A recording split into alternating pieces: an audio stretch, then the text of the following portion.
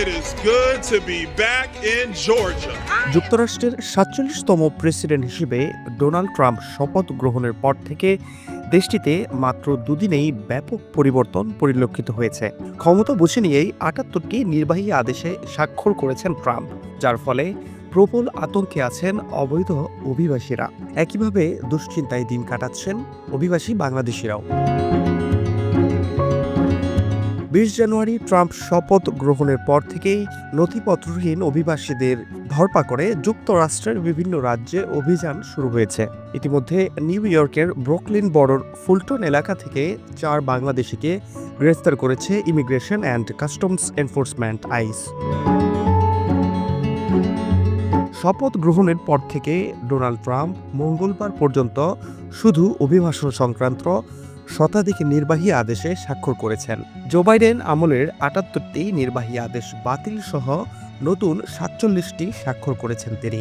অবৈধ অভিবাসীদের শক্ত হাতে দমন করার ঘোষণাও দিয়েছেন তিনি। এরই মধ্যে ধরপাকড় শুরু হয়েছে যুক্তরাষ্ট্রের নানা অঙ্গরাজ্যে। ৭৮ বছর বয়সী ডোনাল্ড ট্রাম্প ওয়াশিংটনে শপথ অনুষ্ঠানে বলেছিলেন, সীমান্ত দিয়ে লাখ লাখ অনুপ্রবেশকারী যুক্তরাষ্ট্রে প্রবেশ করে নানা অপরাধে জড়িয়ে পড়েছে। সীমান্তে প্রবেশ প্রথমেই বন্ধ করা হবে, বের করে দেওয়া হবে অবৈধ অভিবাসীদের। ইতিমধ্যে মেক্সিকো সীমান্তে জরুরি অবস্থা জারি করা হয়েছে, রাখা হয়েছে নতুন নিরাপত্তা ব্যবস্থা। এই আদেশের আওতায় অভিবাসীদের বৈধতা দেওয়ার একটি প্রকল্প বন্ধ করেছে যুক্তরাষ্ট্র সীমান্ত কর্তৃপক্ষ।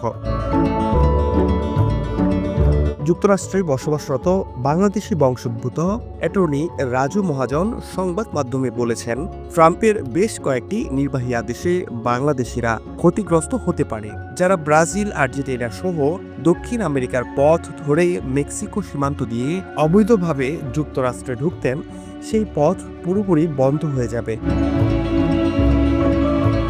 আগে অভিবাসীরা দেশটির বিভিন্ন জায়গায় সরকারি চাকরির ব্যাপক সুবিধা পেয়েছেন। এখন থেকে মেধার ভিত্তিতে সেসব নিয়োগ নির্ধারিত হবে, ফলে ছাঁটাই হতে পারেন অসংখ্য বাংলাদেশি।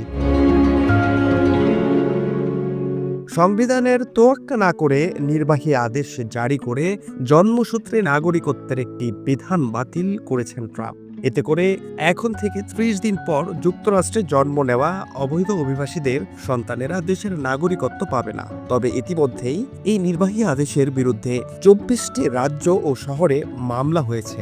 আদেশটি মার্কিন সংবিধানের ১৪শ সংশোধনের বিরুদ্ধে যাওয়ায় হাইকোর্ট এই আদেশটি বাতিল করে দিতে পারে। ফাহাদ শাহরিয়ার, বাংলা ফ্লো।